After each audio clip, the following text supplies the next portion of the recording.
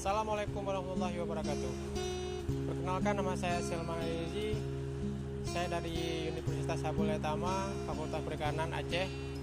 Saat ini saya berada di Pelabuhan Malahayati yang bertempat di Desa Lamreh, Kecamatan Masjid Raya, Aceh Besar. Ini saya sudah berada di atas dermaga Pelabuhan Malahayati. Sekarang ayo kita lihat tempat-tempat pencemaran yang ada di sini.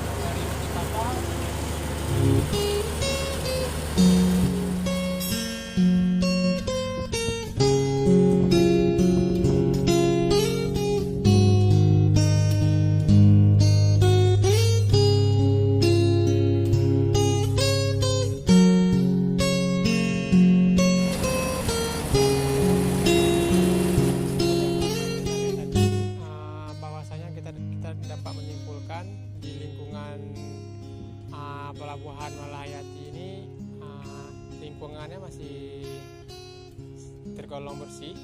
Kemudian mungkin ada sebagian kecil masih kita lihat terjadinya pembuangan sampah sembarangan, dan saya harapkan kepada pengunjung ataupun masyarakat sekitar agar lebih-lebih menjaga keindahan alam dan lingkungan kita ini.